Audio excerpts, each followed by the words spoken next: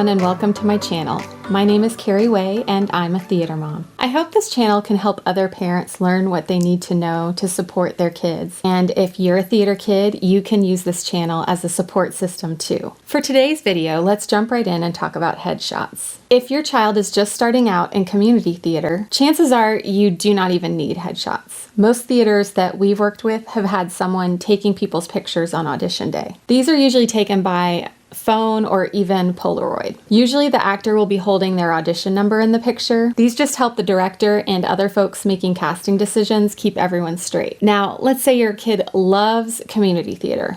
Maybe now you're willing to invest in it a little bit.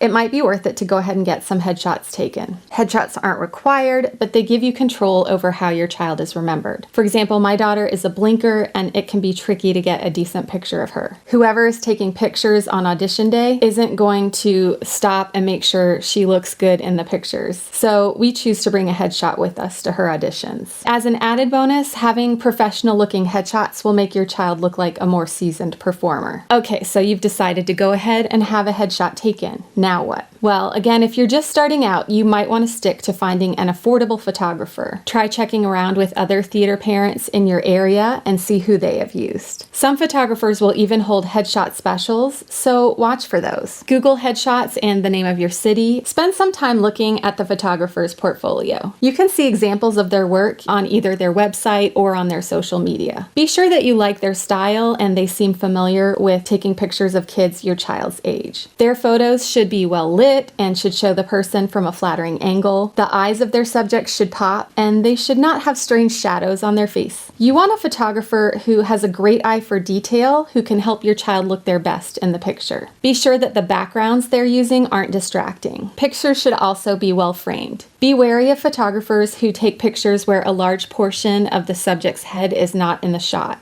Unique framing is fine for portraits, but for headshots, the director wants to see the majority of a child's entire head in the picture. When it comes to picture day, you want to go natural. The headshot should show your child as they are, well, maybe as they are on a good day. Be sure that the makeup enhances their features and doesn't become the focus of the picture. And if your child usually doesn't wear makeup, don't pile it on for headshots. Also, be careful about highlighter and powder in your pictures. Many photographers use flash photography when they're taking their pictures. Wearing too much highlighter or powder may reflect the light in the flash. This will make your photos turn out with some distracting flashback off your child's face. You can test this before you leave the house by taking a flash picture with your phone. If there are weird reflections, you'll see them and you can fix those before you've wasted time and money on pictures that can't be used. For the pictures, you want to think about your child's type. Sometimes kids reach an in-between age. They can opt to look young and go for younger roles, or they can dress or look a bit older and go for older roles. You can keep this in mind when getting pictures taken. Perhaps you could have one headshot where your child appears younger, and then have a different one where they appear a bit older. Then you can select whichever headshot you need for the role that they're going for in a particular show. And here's a tip we learned as we're beginning to prepare for college theater auditions. Have a color scheme. This is really only necessary for very large auditions. If the director might be seeing many people, it could help. For college auditions, you're going to try to help the schools remember your one child out of 900 others they saw. So we opt for a color scheme. We have chosen a color that is flattering for my daughter, and she wears that color in her headshot. She also has the same color for her auditions, but not the same outfit that was in her headshot. And then even for dance calls, she has a leotard in the same color. This will help the college representative match her up. They have to remember her from her pre-screens and then her in-person audition. Finally, they need to remember her during the dance call. Wearing the same color for everything helps. This isn't necessary for community theater auditions, but it's something to keep in mind. And if your child looks good in a certain color, use it to their advantage. While we're talking about clothing, be sure that whatever you select is flattering, but doesn't distract. Avoid patterns or distracting accessories. Your photographer can take the photo indoors with flash and a backdrop, or they can take it outdoors with natural light and a natural backdrop. I happen to like natural lighting better, but sometimes the time of year makes this impossible. Make sure your photographer knows how to blur out the background for outdoor shots. You don't want your child competing for attention with a busy background. Hopefully your photographer can guide your child in their posing, but the best pose for younger people for community theater would be basically head on, smiling into the camera. You could have 2 different headshots taken if you would like, one with a full smile picture for more lighthearted roles, and another one with either a closed mouth smile or a more serious expression for more serious roles. The headshot is one tool in helping your child show the director where they would be a good fit in their show.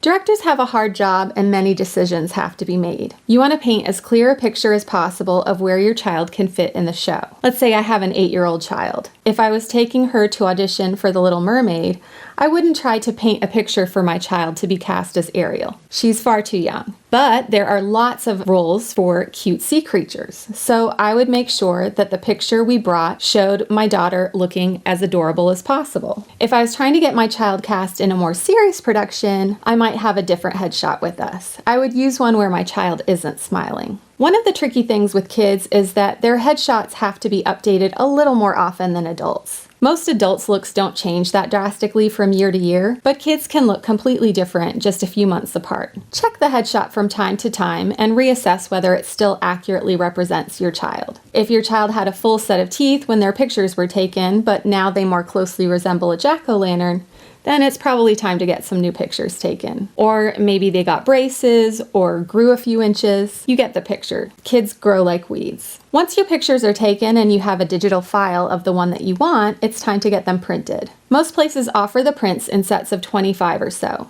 We usually just get 25 and that's enough for us because we don't do tons and tons of auditions. Next year, as we head into college auditions, I'm going to have at least 100 of them printed. I'll link where we get our prints made below, but there are lots of places. Just be sure to check reviews. Headshots should be printed in color and vertical in format. Your child's name should be on the picture. There isn't a standard font or size, but most people have their name on the bottom left or the bottom right. The website I'm linking below walks you through all of the decisions you have to make. You can also opt for a border or no border. Headshots should be 8x10 and you want a matte finish, not glossy. This is why it's best to get them printed professionally. Most local print places or the places that you can get printed in just half an hour will print them on glossy paper. Glossy paper isn't really preferred just because it's a little harder for the director to be able to see because of the glare from the light. If you want to get super fancy, you can staple your child's resume to the back of the photo.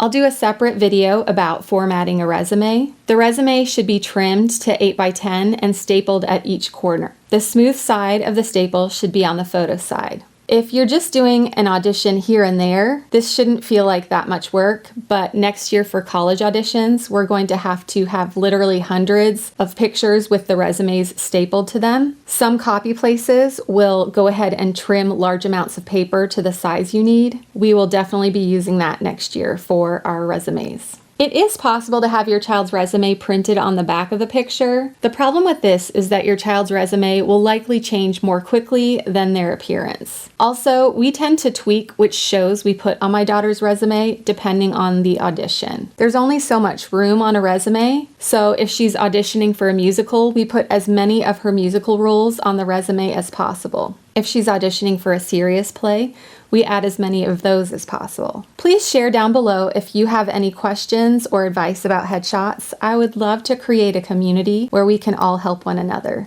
Community theater is such a great outlet for kids. Here in our area, we have made so many wonderful and helpful friends. I hope to expand on that and spread the love here on YouTube. Please be sure to like this video and subscribe to my channel. I have tons of ideas for upcoming videos. But if you have ideas for future videos, please share those down below. Finally, don't forget to look in the information box for a link to where we have our headshots printed. I'm sure there are lots of places, but we've always had good luck with this company. Thanks, and I'll see you next time.